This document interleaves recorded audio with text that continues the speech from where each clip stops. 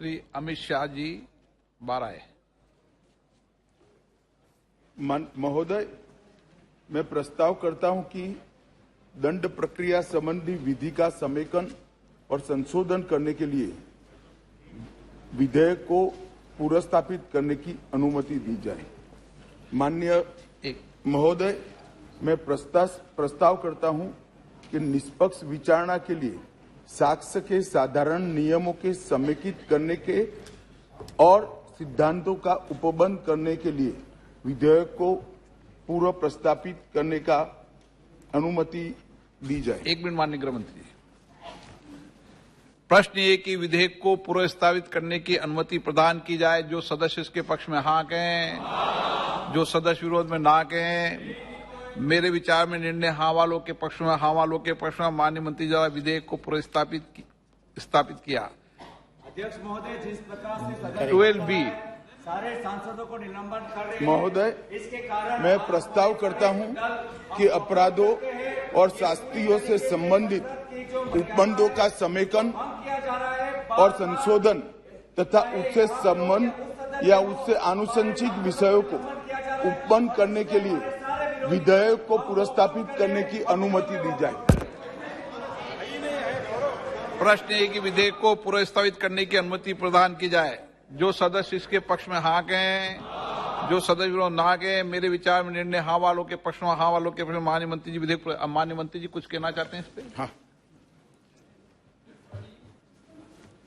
सभापति महोदय, माननीय अध्यक्ष जी, सबसे पहले तो आज 18 साल की उम्र में देश के लिए बलिदान देने वाले महान क्रांतिकारी खुदीराम बोस की पुण्यतिथि है। मैं पूरे सदन के सामने शीश झुकाकर उनको नमन करना चाहता हूं और उनकी स्मृति से प्रेरित होकर युगों युगों के लिए जो युवा देश के लिए काम करेंगे, वो सब के लिए महान क्रांतिकारी खुदीराम बोस जी का जीवन प्रेरणा के स्रोत हमेशा के लिए रहेगा, इसका मुझे विश्वास है। माननीय अध्यक्ष जी, आज का ऐतिहासिक दिवस है। आज के ही दिन दादरा नगर हवेली का भारतीय संघ में विलय हुआ था और भारतीय संघ एक प्रकार से संपूर्ण राष्ट्र बना था। माननीय अध्यक्ष जी, आज जब मैं ये 3 विधेयक लेकर आया हूं, उस वक्त आजादी के अमृत महोत्सव का समापन हो रहा है और आजादी के अमृत काल की शुरुआत होने का समय है। 15 अगस्त से आजादी का अमृत महोत्सव समाप्त होगा और 16 अगस्त से आजादी की 75 साल से 100 साल की यात्रा की शुरुआत होगी, जो निश्चित रूप से महान भारत की रचना करेगी। प्रधानमंत्री नरेंद्र मोदी जी ने इस देश के सामने गत 15 अगस्त को लाल किले की प्राचीर से अपना उद्बोधन देते हुए 5 प्रणों को देश की जनता के सामने रखा था। माननीय अध्यक्ष जी, ये 5 प्रण में से एक प्रण था कि हम गुलामी की सभी निशानियों को हम समाप्त कर देंगे, हमारे मन से वो बोझ को दूर करेंगे। माननीय अध्यक्ष जी, आज मैं जो 3 विधेयक एक साथ लेकर आया हूं, वो तीनों विधेयक एक प्रकार से मोदी जी ने जो 5 प्रण लिए हैं, उसमें से एक प्रण की अनुपालना करने वाले हैं।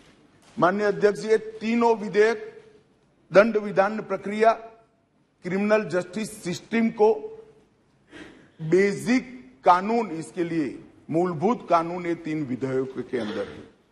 एक है इंडियन पिनल कोड जो 1860 में बनाया गया, दूसरा है क्रिमिनल प्रोसीजर कोड जो 1898 में बनाया गया और तीसरा है इंडियन एविडेंस एक्ट जो 1872 में बनाया गया। 1860, 1898, और 1872 में अंग्रेजों द्वारा बनाए गए, अंग्रेजों की संसद के द्वारा पारित किए गए ये तीनों कानूनों को समाप्त कर आज हम तीनों नए कानून पुरस्कृत करने के लिए मैं आया हूं। माननीय अध्यक्ष जी, इंडियन पिनल कोड 1860 की जगह भारतीय न्याय संहिता 2023 अब एस्टैब्लिश होगी। क्रिमिनल प्रोसीजर कोड 1898 की जगह भारतीय नागरिक सुरक्षा संहिता प्रस्तावित होगी और इंडियन एविडेंस एक्ट 1872 की जगह भारतीय साक्ष्य अधिनियम 2023 प्रस्तावित होगा। यह कानूनों की जो कानून रिपील होंगे इस तीनों विधेयक से, वो कानूनों की आत्मा जो है, वो कानूनों का मध्य बिंदु है कानून बनाने का, वो अंग्रेज शासन को मजबूत करने की दृष्टि से कानून बनाए गए थे। अंग्रेज शासन की रक्षा करने के लिए कानून बनाए गए थे और उसका उद्देश्य दंड देने का था, न्याय देने का नहीं था। ये दोनों मूलभूत चीजों पर हम परिवर्तन करने जाएंगे। ये तीनों कानूनों को रिप्लेस कर इनकी जगह जो 3 नए कानून बनेंगे उनकी आत्मा होगी भारत के नागरिकों को संविधान प्रदत्त सारे अधिकार जो मिले हैं इसकी सुरक्षा। ये कानूनों का उद्देश्य किसी को दंड देना नहीं होगा। इन कानूनों का उद्देश्य सबको न्याय देना होगा और न्याय देने की प्रक्रिया में, न्याय देने की प्रक्रिया में दंड वही होगा जहां अपराध रोकने का बोध खड़ा करने की जरूरत है। अपराध रोकने के लिए एक प्रकार की भावना खड़ी करने की जरूरत है, वही होगा। और मैं ये तीनों कानूनों को आगे मैं बताता हूं, बड़े ध्यान से इस प्रक्रिया में मैं इन्वॉल्व रहा हूं। अध्यक्ष जी, मैं सदन को आश्वस्त कर सकता हूं कि 1860 से लेकर 2023 पर 23 तक अंग्रेजों ने बनाए, अंग्रेज पार्लियामेंट ने बनाए हुए कानून के आधार पर इस देश की क्रिमिनल जस्टिस सिस्टम चलती रही।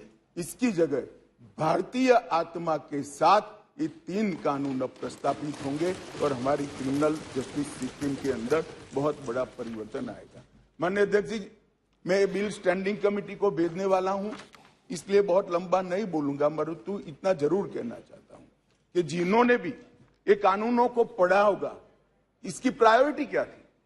मानवी की हत्या से या महिला के साथ दुराचार से बड़ा कोई कानून अपराध नहीं हो सकता, तो इसको 302 नंबर पर स्थान दिया गया।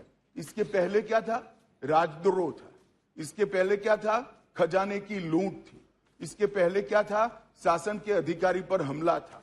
ये जो अप्रोच है, ये अप्रोच को हम बदल रहे हैं। सबसे पहला चैप्टर इसमें आएगा महिलाओं और बालकों के साथ अपराध। दूसरा चैप्टर आएगा मानव वध और मानव शरीर के साथ जो अपराध होते हैं उसका आएगा। तो हमने शासन की जगह नागरिक को केंद्र में लाने का एक बहुत बड़ा सैद्धांतिक निर्णय कर हम ये कानून लेकर आए हैं। मान्यवर, इस कानून को बनाने के लिए बहुत लंबी प्रक्रिया हमने की है।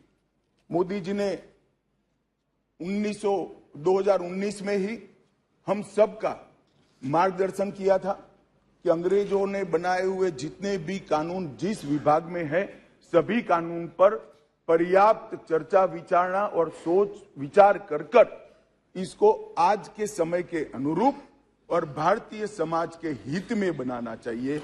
वहीं से ये प्रक्रिया माननीय अध्यक्ष जी चालू हुई। ढेर सारी कंसल्टेशन की प्रक्रिया इसके लिए हुई है। मान्यवर, मैं आपको बताना चाहता हूं, हर जगह पे व्यापक कंसल्टेशन किया गया है। मैंने अगस्त 2019 में ही देश के सारे हाईकोर्ट चीफ जस्टिस को पत्र लिखा था, सर्वोच्च अदालत के सारे न्यायाधीशों को लिखा था, देश की सारी लॉ यूनिवर्सिटी को पत्र लिखा था। 2020 में थोड़ी बेस बनने के बाद सारे सांसदों को लिखा, सारे मुख्यमंत्रियों को लिखा, सारे राज्यपालों को लिखा, संघ शासित प्रदेश के प्रशासकों को लिखा और ढेर सारे कंसल्टेशन के बाद ये प्रक्रिया आज कानून बनने में सफल हुई है। माननीय अध्यक्ष जी, इसका मुझे बहुत बड़ा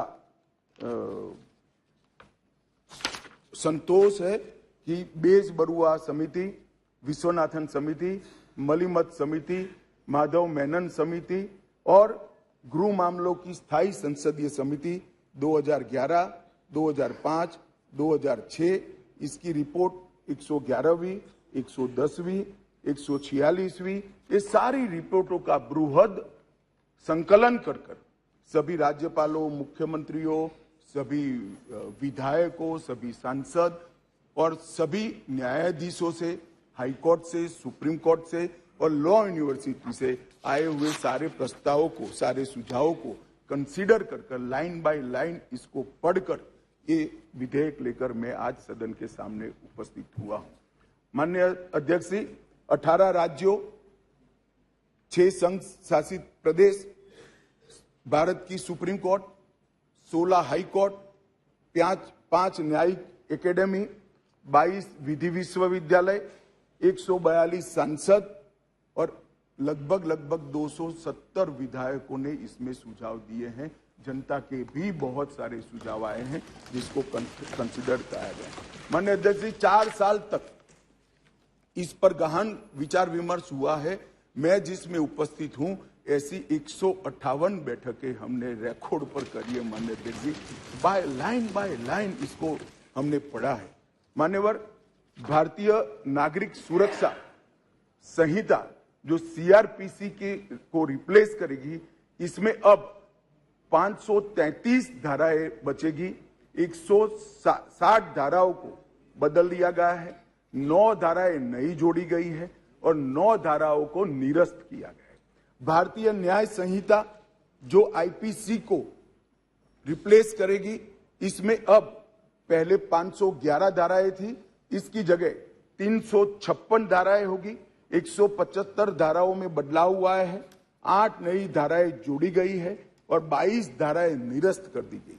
भारतीय साक्ष्य अधिनियम जो एविडेंस एक्ट को रिप्लेस करेगा, इसमें 170 धाराएं होगी, पहले 167 थी, 23 धाराओं में बदलाव किया है, 1 धारा नई जोड़ी गई है और 5 धाराएं निरस्त की। मान्यवर, मैं सदन को बताना चाहता हूं, ये तीनों कानूनों में गुलामियों की निशानी से भरे हुए कानून। सबसे पहले तो इसको ब्रिटेन की पार्लियामेंट ने पारित किया था, हमने अडॉप्ट किया था, यहीं से शुरुआत होती। परंतु इसके अलावा आज भी जो कानून आज इससे निरस्त होंगे, जब सदन पारित करेगा, तब वो कानूनों के अंदर कुछ शब्द थे मैं जरूर कहना चाहता हूं, जिसे हमें मालूम पड़ेगा कि 75 साल तक हम किस कानूनों के आधार पर क्रिमिनल जस्टिस सिस्टम को चलाए हैं। पार्लियामेंट ऑफ यूनाइटेड किंगडम का जिक्र है, प्रोविंशियल एक्ट का जिक्र है, notification by the crown representative का जिक्र है, लंदन गैजेट का जिक्र है, ज्यूरी और बैरिस्टर का जिक्र है जो हमारे यहाँ कब के चले गए, लाहौर गवर्नमेंट का जिक्र है, कॉमनवेल्थ के प्रस्ताव का जिक्र है, United kingdom of great Britain and Ireland parliament का जिक्र है, हर मेजेस्टी और बाय द प्रिवी काउंसिल, ऐसे हर जगह रेफरेंस दिए हुए हैं। Copies and extracts content in the London gadget, इसके आधार पर एक कानून को बनाया गया है। Possession of the British crown, इसका भी जिक्र आज भी है। Court of justice in England, इसका भी जिक्र 33 से ज्यादा जगहों पे है। हर मैजेस्टी डोमिनियंस का इस अधिनियम के अंदर ढेर सारे जिक्र है।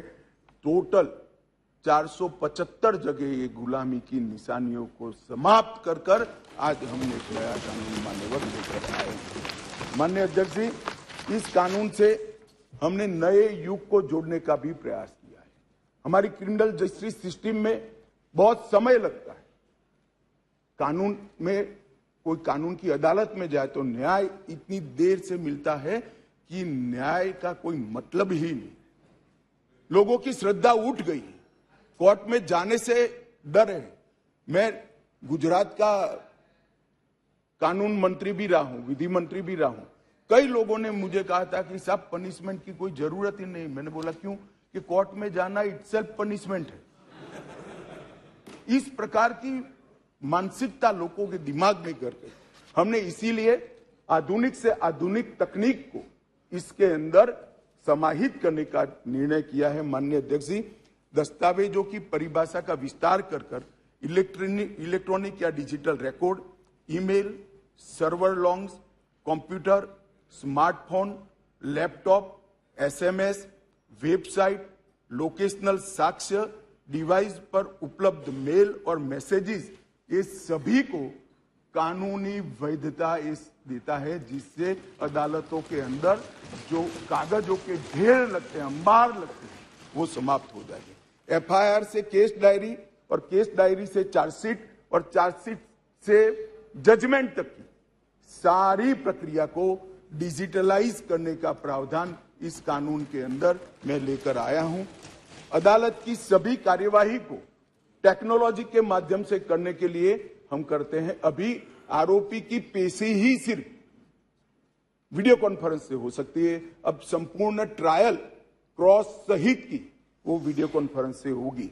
शिकायतकर्ता और गवाहों का परीक्षण भी होगा। जांच पड़ताल और मुकदमे में साक्ष्यों का रिकॉर्डिंग जो करना है वो भी होगा, और उच्च न्यायालय के मुकदमे और सभी अपीलीय कार्यवाही भी डिजिटली संभव होगी। माननीय अध्यक्ष जी, ये करने से पहले इसमें कोई न्याय के बारे में कोई गोता ही न हो जाए, इसलिए हमने नेशनल फॉरेंसिक साइंस यूनिवर्सिटी और देश भर के सारे विद्वानों को, इस विषय के विद्वानों के साथ बैठकर इसकी चर्चा कर टेक्नोलॉजी के एक्सपर्ट के साथ बैठकर उसको बनाया गया है। सर्च और जब्ती के वक्त मान्यवर हमने कई सारे ऐसे प्रावधान किए हैं जिससे निर्दोष नागरिक को फंसाया न जा सके। सर्च और जब्ती के वक्त ढेर सारी ऐसी फरियादें मेरे यहाँ रख दिया गया, मेरे यहाँ था नहीं, पुलिस लेकर आई, रख दिया। अब हमने सर्च और जब्ती में वीडियोग्राफी को कंपलसरी करा है, जो अब वीडियोग्राफी केस का हिस्सा होगी। पुलिस द्वारा ऐसी रिकॉर्डिंग के बिना कोई भी चालान, चार्जशीट रखा जाएगा वो वैध नहीं होगा। हमारा दोष सिद्धि का प्रमाण बहुत कम है। आजादी के 75 साल के बाद भी हम दोष सिद्ध नहीं कर पाते हैं मान्यवर। इसीलिए फॉरेंसिक साइंस को हमने बहुत बढ़ावा देने का काम किया है। देश के प्रधानमंत्री जी ने एक ऐतिहासिक निर्णय लिया है नेशनल फॉरेंसिक साइंस यूनिवर्सिटी बनाने का। मैं इस सदन के माध्यम से पूरे देश को आश्वस्त करना चाहता हूं कि 3 साल के बाद हर साल 33,000 फॉरेंसिक साइंस के एक्सपर्ट और साइंटिस्ट मिलने लगे। ये इसलिए किया गया कि कानून हम लेकर आने वाले थे मान्यवर। एक कानून में हमने लक्ष्य रखा है कि दोष सिद्धि के प्रमाण को, कन्विक्शन रेशियो को 90% से ऊपर लेकर जाना है, ये हमारा लक्ष्य है। इसलिए हमने एक महत्वपूर्ण प्रावधान किया है कि 7 वर्ष या उससे ऊपर की सजा जिस धाराओं में है वो सभी क्राइम सीन पर फॉरेंसिक टीम की विजिट को हम कंपलसरी कर रहे हैं। और मान्यवर, इसके माध्यम से एक वैज्ञानिक साक्ष्य, एक साइंटिफिक एविडेंस पुलिस के पास होगा, जिसमें कोर्ट में दोषियों को बरी होने की संभावना बहुत कम हो जाएगी। माननीय, ये दोनों चीजें हैं। इसमें एक ऐसा सवाल कुछ एक्सपर्ट्स ने बताया था कि ये इसके लिए शायद देश अभी तैयार नहीं है। एक कानून में हमने ये भी प्रोविजन रखा है कि इलेक्ट्रॉनिक तरीके से केस चलाने के लिए कोर्ट, जिला, राज्य, ये सभी प्रकार के नोटिफिकेशन निकलने के बाद ही वो अप्लाई होगा। मानो एक कोर्ट किसी राज्य ने तैयार कर दी तो वो कोर्ट नोटिफाइड कर सकते हैं। एक जिला जब हो जाएगा तो वो जिला नोटिफाइड कर सकते हैं। एक क्षेत्र हो जाएगा तो क्षेत्र। अंततोगत्वा 27 के पहले पूरे देश की सभी कोर्टों को हम कंप्यूटराइज करके इसी प्रकार से मोबाइल फोरेंसिक वान का भी हमने एडवांस में अनुभव कर लिया है मान्यवर। आज मैं आपको बता सकता हूं कि दिल्ली के अंदर 7 साल से ऊपर की किसी भी गुना होता है, सजा का जिसमें प्रावधान हो, ऐसा कोई भी गुना होता है तो एफएसएल की टीम इसको विजिट करती है। ये सफल प्रयोग हमने दिल्ली के अंदर कर दिया है। बेंगलुरु में अब सरकार बदल गई, भगवान जाने क्या होगा, मगर हमारी सरकार थी तब बेंगलुरु में भी इस प्रयोग की शुरुआत की थी। इसके लिए हमने मोबाइल एफएसएल के कंसेप्ट को लॉन्च किया है और सफल कंसेप्ट है मान्यवर। हर जिले में 3 मोबाइल एफएसएल घूमती रहेगी और गुना के जगह पे जाएगी।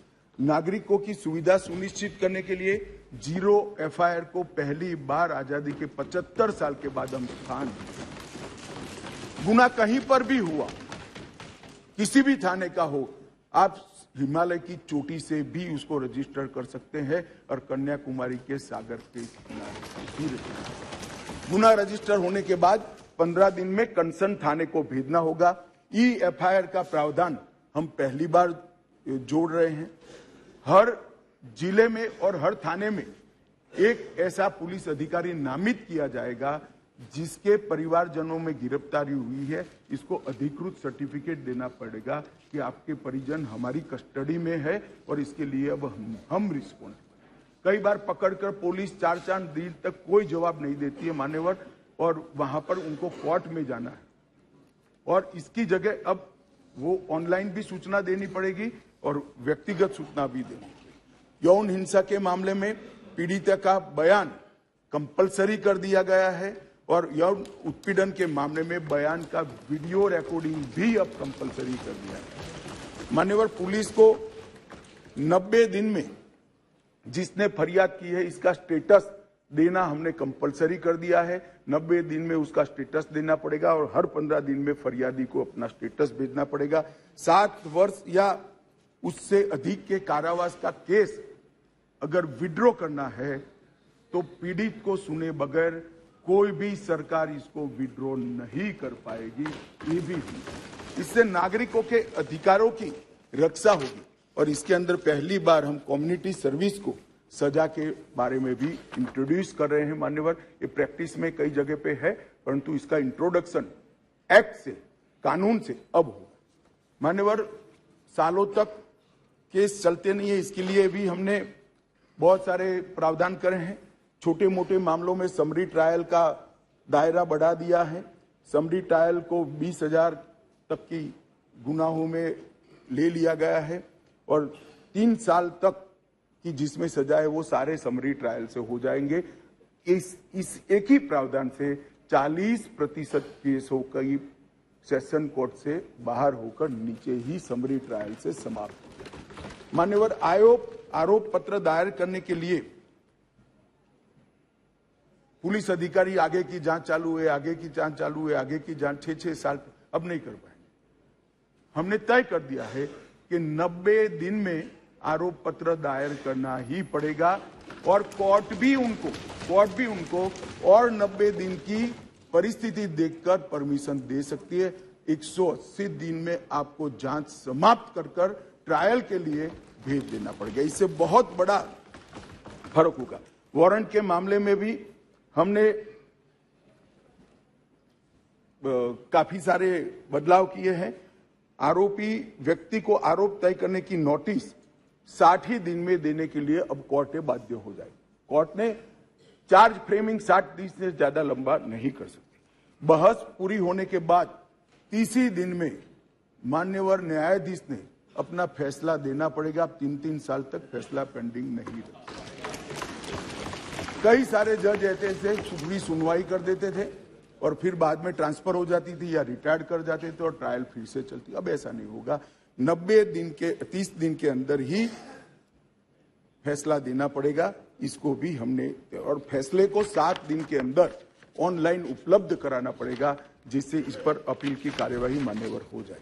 सिविल सर्वेंट के विरुद्ध कोई फरियाद होती थी, पुलिस ऑफिसरों के विरुद्ध कोई फरियाद होती थी, तो एक प्रावधान है जिससे उनको सुरक्षा मिली हुई। सरकार की परमिशन के बगैर इनका संज्ञान या तो चार्जशीट या ट्रायल शुरू नहीं हो सकती। मान्यवर सालों सालों तक कोई परमिशन आती ही नहीं थी और उसके कारण सिविल सर्वेंट के साथ साथ बाकी लोग भी डिले ट्रायल को एंजॉय करते थे। हमने तय कर दिया है कि 120 दिन में सरकार हाँ या ना कह दे, वरना डीम्ड परमिशन माना जाएगा और ट्रायल को फेस करेगा। मान्यवर एक बहुत बड़ा दिक्कत मैंने देखा है कि एसपी के नाते किसी ने एक केस जांच किया है तो डीजीपी या तो रिटायर्ड होने के बाद वो केस चलने पर आता है और उनको गवाही देने जाना है। हमने ये प्रक्रिया के अंदर आमूल चूर परिवर्तन किया है कि जो एसपी अभी नौकरी कर रहा है वो ही फाइल देखकर गवाही देगा, जो पहले था उसको आने की जरूरत नहीं। माननीय बहुत बड़ा क्रांतिकारी बदलाव। इसके कारण इतना देर होती, इतनी देर होती। आज हमने बारीकी से ट्रायल किस चीज के कारण लेट होती है इसका अभ्यास किया है। सबसे ज्यादा डेट अगर लगे तो यही कि भैया वो तो डीजीपी हो गए, डीजीपी साहब को समय नहीं होगा, तहसील में कैसे आएंगे, जब उनकी विजिट है तो 1.5 साल तक गवाही नहीं होती। मगर अब कोई डीजीपी साहब या तो रिटायर्ड बाबू को बुलाने की जरूरत नहीं, वहां जो एसपी है वो फाइल देखकर, और वो डीजीपी साहब को कुछ याद भी नहीं है, उन्होंने भी फाइल देखकर ही कोर्ट को असिस्ट करना है, मगर ये नहीं होता था। अब हमने ये कर दिया है। घोषित अपराधियों की संपत्ति की कुर्की का भी ये है नहीं, वरना यूपीए वालों को बहुत दिक्कत आती इस प्रावधान से। घोषित अपराधियों की संपत्ति की कुर्की का भी हम प्रावधान मान्यवर इसमें लिए। संगठित अपराध के लिए एक नया प्रावधान हम इसके अंदर जोड़ रहे हैं, जो अंतरराज्य गैंग और संगठित अपराध है, इसके विरुद्ध एक अलग प्रकार की कठोर सजा का प्रावधान। महिलाओं के प्रति अपराध और सामाजिक समस्याओं के निपटान के लिए भी हमने ढेर सारे किए हैं। शादी, रोजगार, पदोन्नति के झूठे वादे और गलत पहचान प्रकट कर जो यौन संबंध बनाते थे, उसको अपराध की श्रेणी में पहली बार नरेंद्र मोदी सरकार लाए। गैंग रेप के सभी मामलों में 20 साल की सजा या आजीवन कारावास का प्रावधान किया है, जो आज नहीं है। 18 वर्ष से कम आयु की बच्चियों के मामले में मृत्यु दंड का भी प्रावधान। मान्यवर, मॉब लिंचिंग का बड़ा शोर मचा है, हमने उसको केयरफुली करा है। मॉब लिंचिंग के लिए भी 7 साल आजीवन कारावास और मृत्युदंड तीनों का प्रोविजन कर हम प्रावधान मान्यवर लाए। स्नेचिंग के लिए चाहे मोबाइल का हो चाहे महिलाओं की चेन का हो, कोई प्रावधान नहीं था। बहुत सारे लोग छूट जाते थे क्योंकि वो चोरी भी नहीं होती थी, स्नेचिंग का प्रावधान भी नहीं था। अब स्नेचिंग का भी प्रावधान ले मान्यवर। एक 324 इसमें गंभीर चोट के कारण निष्क्रियता की स्थिति हो जाती थी। मानो कोई अपाहिज हो गया, ब्रेन डेड हो गया, मृत्यु नहीं हुई, पूरा पैर कट गया, हाथ कट गया, तो भी 7 साल की सजा थी। और किसी को थोड़ा लगा, रिपेयर होकर 1 सप्ताह में अस्पताल से बाहर आ गया, तो भी 7 साल। हमने दोनों को अलग कर दिया। हमेशा के लिए अपंगता अगर आती है या ब्रेन डेड होता है तो इसकी सजा को 10 साल या तो आजीवन कारावास में बच्चों द्वारा अपराध करने वाले व्यक्ति के लिए, बच्चों के साथ अपराध करने वाले व्यक्ति के लिए सजा को बढ़ाया गया है, 7 से 10 साल किया गया है। पहले जुर्माना काफी कम था, अनेक प्रोविजन में जुर्माने को बढ़ाने का भी काम किया है। मान्यवर,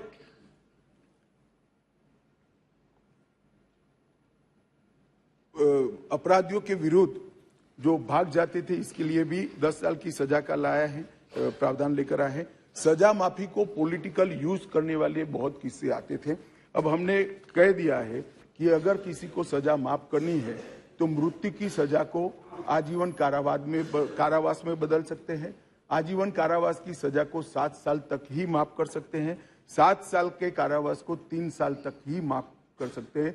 किसी भी गुनहगार को, अभी बिहार में कुछ मामले आए हैं सामने, इसी प्रकार से राजनीतिक रसूख वाले लोगों को छोड़ा नहीं जाएगा, उनको भी सजा मिलेगी। इसका भी प्रावधान मान्यवर हम लेकर आए हैं। मान्यवर, राजद्रोह पर कि अंग्रेजों ने अपने शासन को बचाने के लिए एक कानून बना था। मैं इस सदन को कहना चाहता हूं, एक ऐतिहासिक निर्णय इस सरकार ने किया है। राजद्रोह को कंप्लीटली हम रिपील कर रहे हैं। कंप्लीटली। यहां लोकतंत्र है, सबको बोलने का अधिकार है। राजद्रोह को हम कंप्लीटली रिपील कर रहे हैं मान्यवर। और इस कानून में इसके साथ साथ अलगाव, सशस्त्र विद्रोह, विध्वंसक गतिविधियां, अलगाववाद, भारत की संप्रभुता, एकता को, अखंडता को चैलेंज करना, ये सबको कानून के अंदर किसी न किसी दाएं बाएं तोड़ मरोड़ कर जोड़ते थे। इसका कोई स्पेशल प्रोविजन नहीं था, टेररिज्म की व्याख्या ही नहीं थी। पहली बार अब इसकी व्याख्या हो रही है और जुड़ी संपत्ति को कुर्क करने का अधिकार भी। मान्यवर, जांच करने वाले पुलिस अधिकारी के संज्ञान पर कोर्ट इस पर ऑर्डर करेगा। कुर्की का ऑर्डर पुलिस अधिकारी नहीं कर पाएंगे, निर्णय नहीं कर पाएंगे, कोर्ट में सुनवाई के बाद होगा। मान्यवर, एक बहुत बड़ा ऐतिहासिक फैसला हमने किया है, अनुपस्थिति में ट्रायल। कई सारे केसों में दाऊद इब्राहिम वांटेड है, चले गए, देश छोड़कर भाग गए, आज उन पर ट्रायल नहीं होती। हमने तय किया है कि सेशन कोर्ट के जज ड्यू प्रोसीजर के बाद जिसको भगोड़ा घोषित करेंगे उसकी अनुपस्थिति में ट्रायल होगी और उनको सजा भी सुनाई। दुनिया में वो कहीं पर भी छिपके सजा सुनाई जाए। मान्यवर, इससे बहुत बड़ा फर्क पड़ने वाला है और वो सजा के खिलाफ अपील करना है तो न्याय की शरण में आए, अपने आप को भारतीय कानूनों की शरण में लाए और अदालत के सामने जाए तो हाईकोर्ट में चैलेंज करें। मान्यवर, मैं सार्वजनिक जीवन में बहुत बचपन से हूं, राज्य का गृह मंत्री भी रहा हूं। मैंने बहुत सारे थाने विजिट किए, बहुत सारे सदस्य भी थाने में गए होंगे। आप देखे होगा टूटी फूटी साइकिल, टूटी फूटी गाड़ी, टूटी फूटी ऑटो सालों तक पड़ी, सबने देखा। वो इसलिए पड़ा है कि कानून में प्रोविजन है कि केस के निपटारे तक इसको संभाल पर रखना। हमने प्रोविजन कर दिया है इसकी वीडियोग्राफी करना, वीडियोग्राफी की सर्टिफाइड कॉपी कोर्ट में जमा कराना और फिर इसका निपटारा आप कर सकते हो। इससे कम से कम पुलिस स्टेशन की स्वच्छता बढ़ाना। मान्यवर, इस प्रकार के, मैंने तो अभी थोड़ा बताया, इस प्रकार के ढेर सारे बदलाव इस कानून के अंदर हम लेकर आए हैं। टोटल 313 बदलाव है मान्यवर।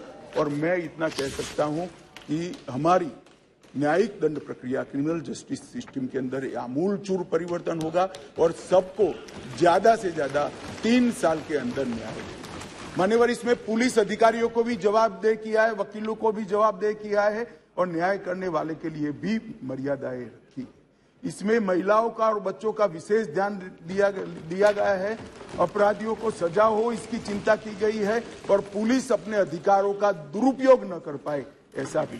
इसके अंदर राजद्रोह जैसे कानूनों को एक और हम निरस्त कर रहे हैं तो दूसरी ओर धोखा देकर महिला का शोषण करने वाले और मॉब लिंचिंग जैसे जघन्य अपराध करने वालों को दंडित करने का भी। एक और हमने राजद्रोह को रिपील किया है, दूसरी ओर संगठित अपराध और टेररिज्म पर नकेल कसने का काम भी हमने किया है। मान्यवर, मैं मानता हूं कि तीनों संहिता अपने आप में संपूर्ण है, परिपूर्ण है, परंतु 1807, 1828, 88 और 1878 से कानून प्रचलन में कोई भी व्यक्ति, कोई भी डिपार्टमेंट या कोई भी व्यक्तियों का समूह इसको कंप्लीट नहीं कर सकता। इसलिए मैंने निर्णय किया है मान्यवर कि इस कानून को मैं स्टैंडिंग कमेटी को, गृह विभाग की स्टैंडिंग कमेटी को देना चाहता हूं, जिससे पक्ष विपक्ष सभी संसद सभ्य इस पर अपना, काफी संसद सभ्यों ने दिया है, परंतु इस पर काफी अच्छी सोच विचार हो।